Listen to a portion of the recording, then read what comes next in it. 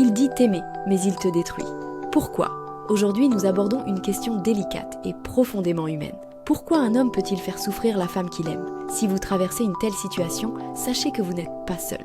Ensemble, explorons les raisons possibles derrière ce comportement avec empathie et compréhension. 1. Les blessures émotionnelles non résolues. Il est fréquent qu'un homme qui fait souffrir sa partenaire porte en lui des blessures du passé. Ces traumatismes, qu'ils proviennent de relations antérieures, de l'enfance ou d'expériences douloureuses, peuvent influencer son comportement actuel. Par exemple, une personne ayant subi des trahisons peut développer une méfiance excessive, se traduisant par des attitudes blessantes envers l'être aimé. Comprendre ces blessures peut aider à expliquer certaines réactions et ouvrir la voie à la guérison. 2. La peur de l'engagement. L'amour véritable implique une vulnérabilité profonde. Pour certains hommes, cette intimité émotionnelle est effrayante. Ils peuvent alors adopter des comportements distants, froids ou même blessants pour maintenir une certaine distance et protéger leur indépendance. Cette peur de l'engagement peut les pousser à saboter inconsciemment la relation, causant ainsi de la souffrance à leur partenaire. Reconnaître cette peur est une première étape pour la surmonter ensemble. 3. Les schémas relationnels toxiques. Certaines personnes reproduisent inconsciemment des schémas relationnels appris ou vécus.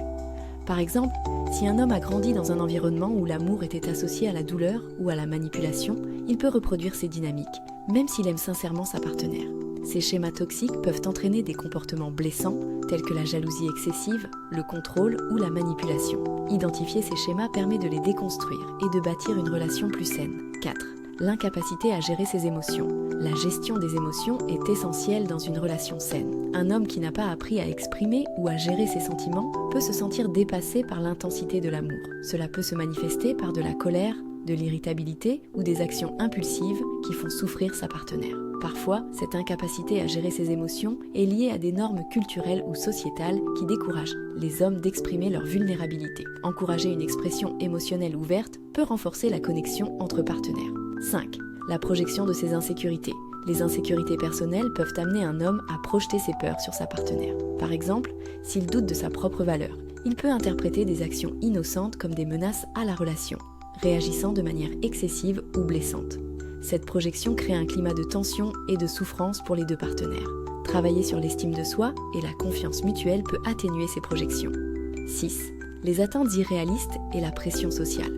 Parfois, les hommes ressentent une pression pour correspondre à des idéaux sociaux ou culturels concernant le rôle masculin dans une relation. Ces attentes peuvent engendrer du stress et des comportements défensifs, surtout s'ils estiment ne pas être à la hauteur. Cette pression peut les amener à adopter des attitudes qui blessent leur partenaire, même involontairement. Une communication ouverte sur ces attentes peut aider à alléger cette pression. 7. Le manque de compétences en communication. Une communication efficace est le pilier d'une relation saine. Si un homme n'a pas développé ses compétences, il peut avoir du mal à exprimer ses besoins, ses désirs ou ses frustrations, ce qui peut entraîner des malentendus et des conflits. Ce manque de communication peut causer de la douleur à sa partenaire, qui peut se sentir ignorée ou incomprise. Apprendre ensemble à mieux communiquer peut transformer la dynamique relationnelle. Conclusion. En conclusion, il est crucial de comprendre que si votre partenaire vous fait souffrir, cela ne signifie pas nécessairement qu'il ne vous aime pas. Cependant, l'amour ne devrait jamais être synonyme de douleur constante. La communication ouverte est essentielle.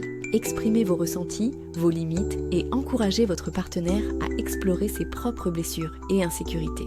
Parfois, une thérapie individuelle ou de couple peut être bénéfique pour surmonter ces défis. N'oubliez pas que vous méritez une relation épanouissante, basée sur le respect mutuel et la compréhension.